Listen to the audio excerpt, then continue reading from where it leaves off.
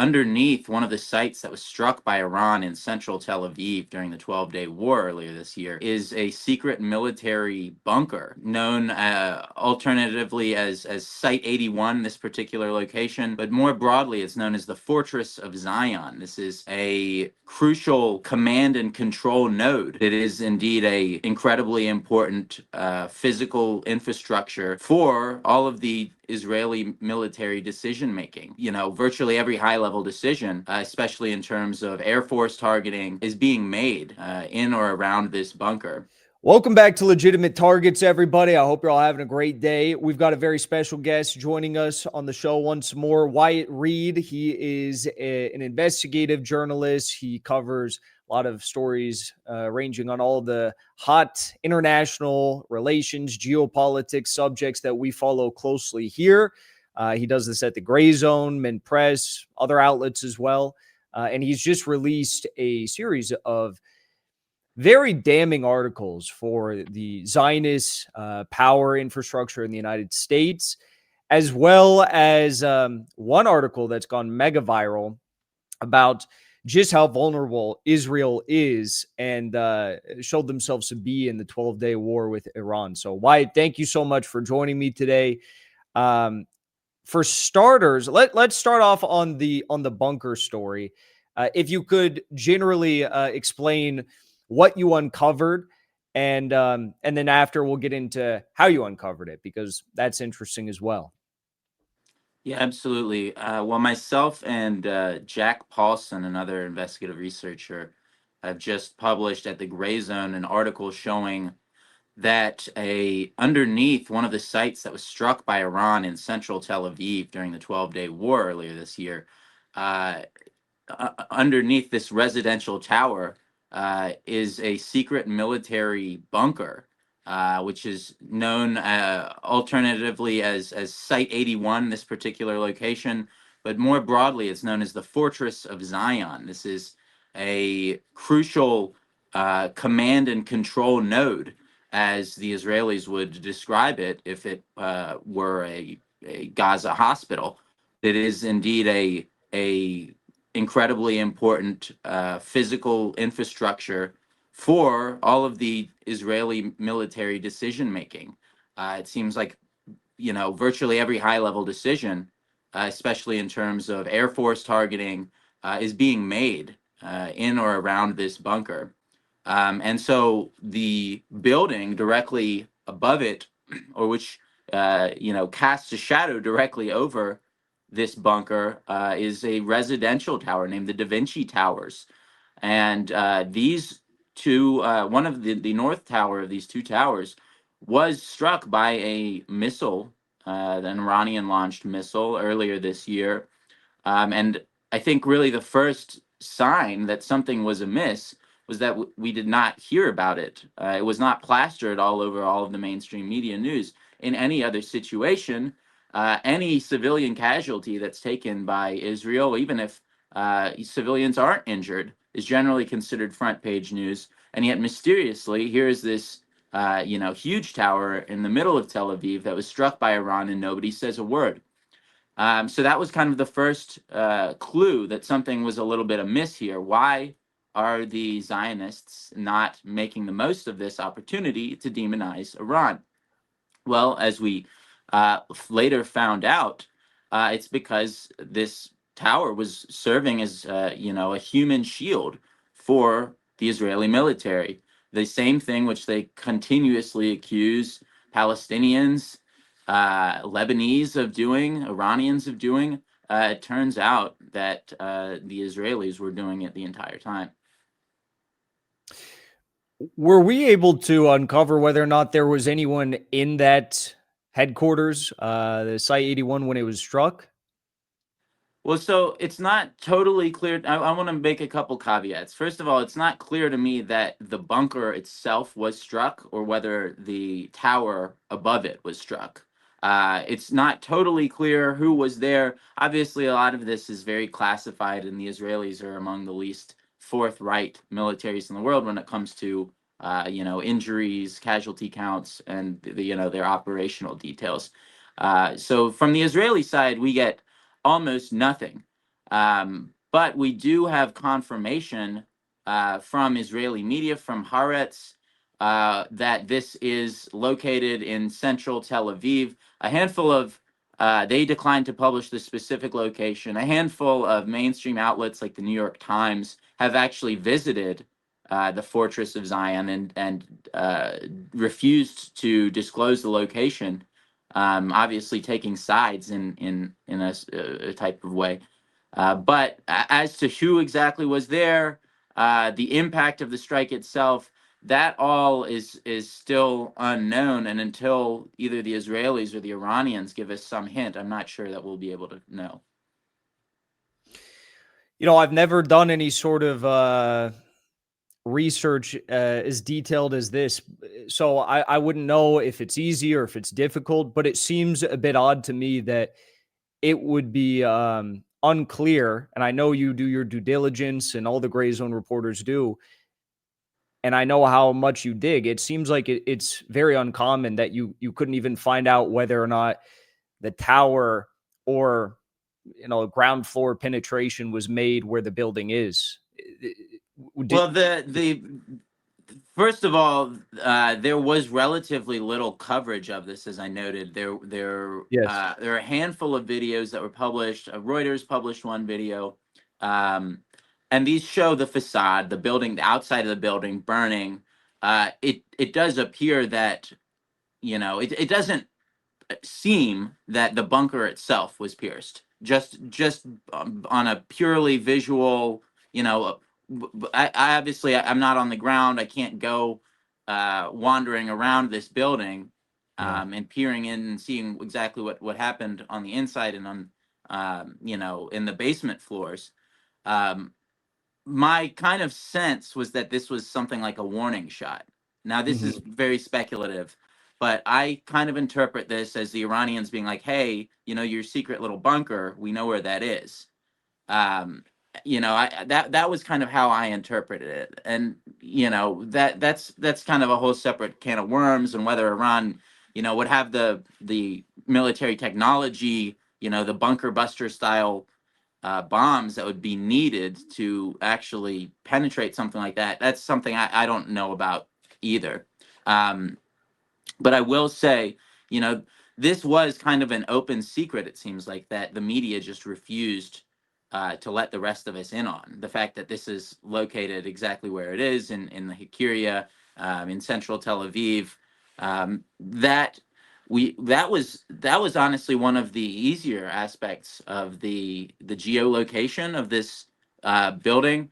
And that I can tell you was something that we were able to pick up from a 2013 Army Corps of Engineers study that was conducted on the suitability of a basement to being expanded towards a bunker, and on corrosion tests on the steel and the concrete and the general suitability. So the Army Corps of Engineers was carrying out testing, deciding whether or not this would be an appropriate location. And for one reason or another, somebody decided to include a photo that shows the backdrop of Tel Aviv, the skyline. And so by just going on Google Maps and spending a few hours, we were able to track down. Okay, this high-rise tower has to be this building, and this other thing in the background has to be this other building. And judging from the angle at which they appear,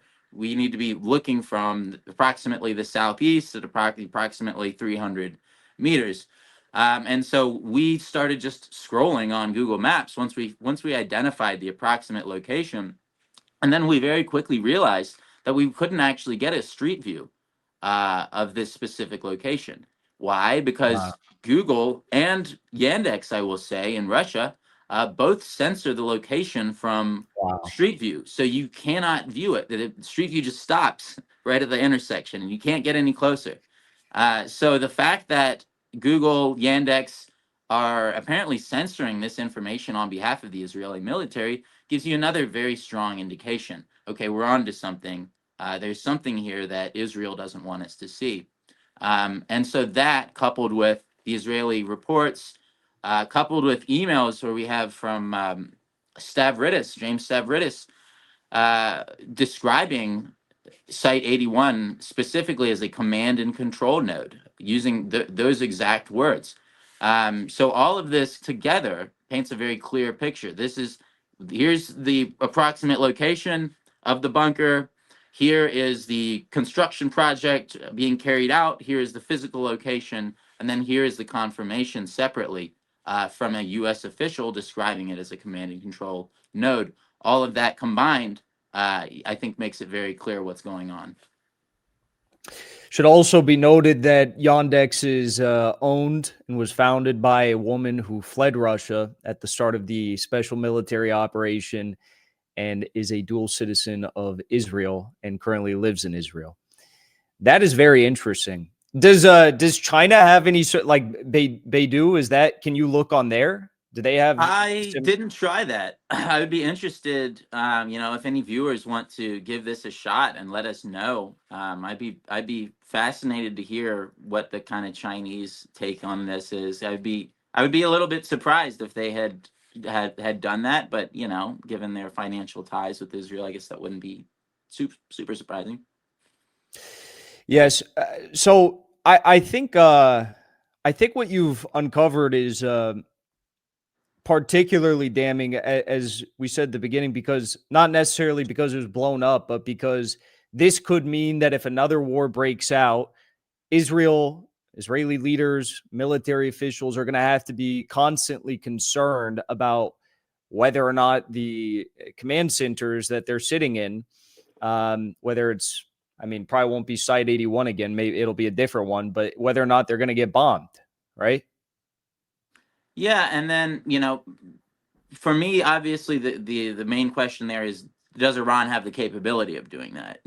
Part of the reason you would build a facility like this, which I should mention, I'm not sure if I noted, this was conducted by the U.S. Army Corps of Engineers. This is a joint U.S.-Israeli base, but exactly how deep it goes and whether Iran is capable, first of all, of penetrating that deep, that remains to be seen. That's something you would have to ask the Iranians about, and I doubt they would be willing to give you a very straight answer on it. But yeah, generally, I don't.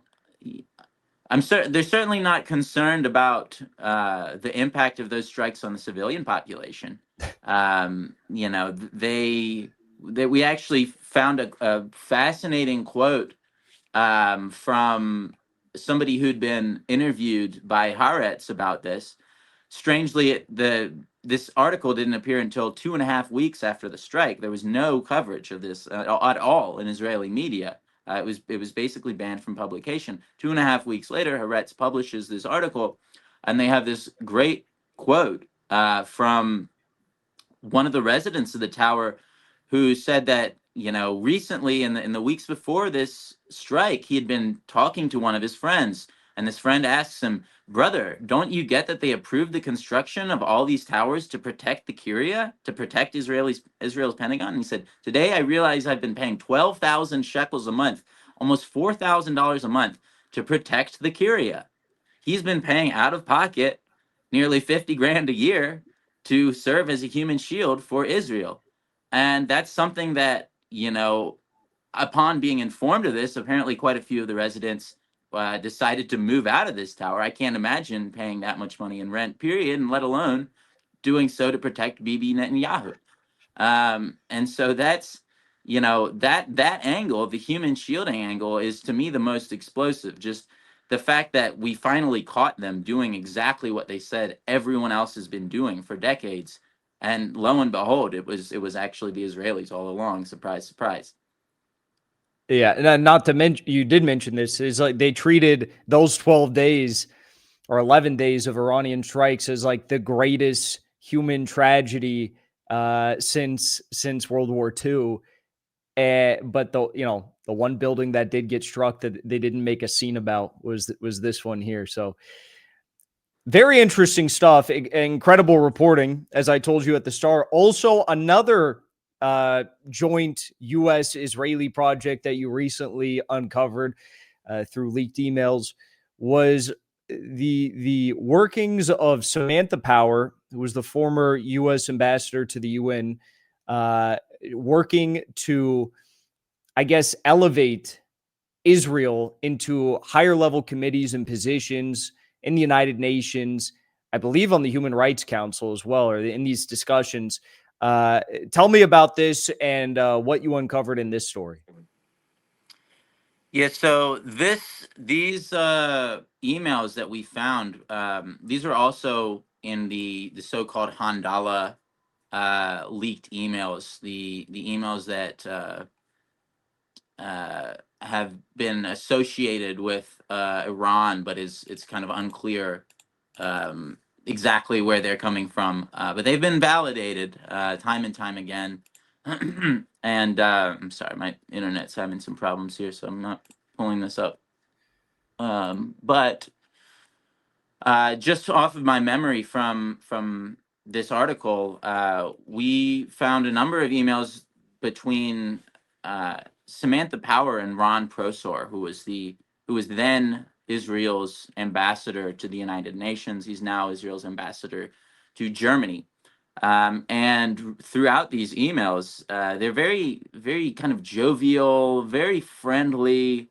I would say almost bizarrely friendly interactions between people who you would expect were kind of best friends instead of, you know, kind of colleagues, work colleagues in a large, you know, multinational organization with thousands and thousands of people.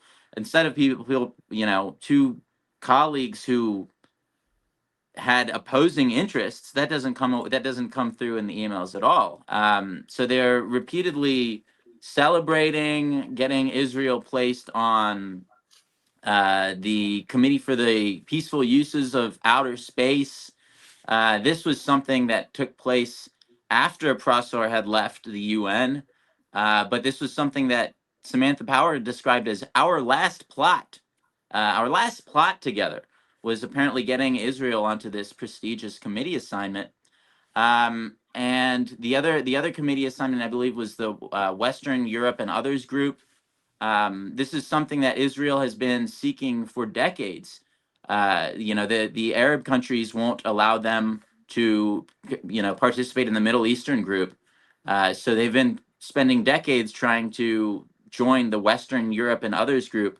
And this is something that the Zionist favoring Jewish Virtual Library, which is, you know, part of the Israel lobby, has described as a long time goal, and they've said that it will give Israel a leverage over the Human Rights Council. That's correct. So these are, you know, strategically beneficial positions for Israel to have. And now we have the specific emails in which we see that this was a joint production, that this was a U.S. Israeli operation, that this was not Israel going off on its own, that contrary to all of the, you know, kind of crocodile tears that the Democrats will cry whenever, you know, they're in office and Israel conducts another war crime, they're actually secretly behind the scenes working hand in glove with them. There are no two sides here. They're both on the same side. And this remained the case during and after, you know, Operation Cast Lead, you know, got the 2014 Israeli siege of Gaza. Before, during, and after, you can see Samantha Power just friendly as hell with this Israeli diplomat. And this friendliness even extends throughout this period when we know that the Obama administration was pursuing a nuclear deal with Iran, something that the Israelis were obviously not very happy about. Um, and to the extent which they went out and, you know, sicked their private surveillance team firm, Black Cube. They had them following Obama officials around New York, around Washington, tailing them, spying on them on behalf of a foreign power. And this, you know, apparently didn't bother anyone in the Obama administration, or at least not sufficiently to, you know, for them to cut off contact. So, all the while, the Democrats, the Obama administration is being manipulated and pressured by Israel. They know they're being manipulated and pressured by Israel. The Israelis are literally surveilling them in American streets, and still they're going out of their way to give them these useful positions in the UN so that they can cover up for their war crimes at an international level.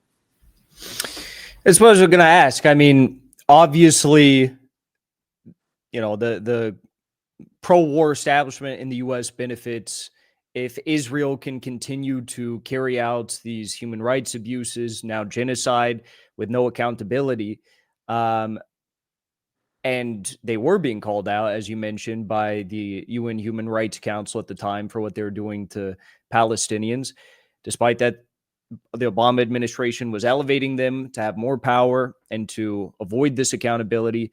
Was there anything in the emails that indicated that the Obama administration got certain concessions from Israel? Like, maybe you're going to kill less Palestinians and we'll get you onto this council.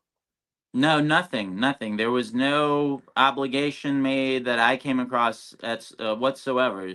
Zero impositions being made, demands, asks, requests, even pleases. No, none of that. There was absolutely no attempt to, somehow rein in any Israeli forces or settlers, anything of that kind. All very friendly. I would say even more than diplomatic language being exchanged, kind of talking like they're old friends. And even one other aspect of this that I think is important to note is that Samantha Power was for her service of getting Israel onto this nation group, onto the Western Europe and others group. Ron Prosor writes, I wish I could pull up the actual. My internet is on the fritz, but here it is. I will tell you here. Let me pull up this specific quote. Oh no! So let me retell this a little bit. This is not about the Western Europe and others group. This is about CAPUOS, the UN Committee on the Peaceful Uses of Outer Space. So she writes, on October 29th, 2015, 117 to 1 vote today for Israel to get into CAPUOS. Our last plot, huge. And the subject line reads, "In your memory." Now, remember, Prosor is no longer in the UN. So this was something that Power got passed in his memory, in his honor, now that he's no longer at the UN. And he writes back, "Dear Samantha, that's wonderful news. I am spaced out. Haha. Seriously, I am so happy that with your unwavering support, we got it through the UN system. Your unwavering support. Big hug from the Holy Land. You have to come and visit. Phone me. I have a nice academic venue that will trigger your visit." And then he listed his private cell number. So what does that mean? You have a nice academic venue that will trigger your visit. Well, what that appears to mean is that he was going to reward her for her service to Israel with a lucrative speaking engagement in Israel. And sure enough, just 5 months later, in February, she appears in Tel Aviv as the featured speaker at the National Model UN Conference. Lo and behold, and she immediately comes out on stage and starts screaming about how the UN has this, anti-Semitism problem and it's prejudiced against Israelis. She said, "Bias has extended well beyond Israel as a country. Israel as an idea. Israel is just not treated like other countries." So you can see there's this very direct give and take. You give us this, and then you get to go take some money. You get to come to Israel and be rewarded for your wonderful service with a speaking engagement to prop up your little career, and to get paid. And this is how it works, right? And we've always known that this is how it works. We just haven't had emails stating it directly. I don't even have words for it. Just selling out, innocent people getting slaughtered, getting butchered, mowed down every day for It couldn't have been much. Samantha Power, I can't imagine she draws too much of a crowd, but for whatever amount of money, I mean, it doesn't matter. It's absolutely insane. Wyatt Reed, thank you so much for joining me, and thank you for all the good work you're doing. As always, thank you to the Grayzone as well, because I don't know where we'd be right now if we didn't have you guys uncovering all the truth. So where is it good? We'll have your Twitter linked in the description. Where should people follow along with your work besides that? Yeah, I'm on Twitter. I'm on Substack, and you can follow the Grayzone on Substack too, and you'll get most of my work there as well. Just keep tabs on the Grayzone. We're kind of expanding the social media presence a little bit, I've so seen should be able to see us on Instagram too, all the major social media TikTok. platforms. Yeah, as long as they'll have us, we'll see. Larry Ellison might not approve of that for too much longer. We'll see. Yeah, well, by the next Larry Ellison article, I expect us to have the plug Yeah. pulled. Yeah. All right, brother. Thank you so much. I appreciate it. Thank you, Jackson.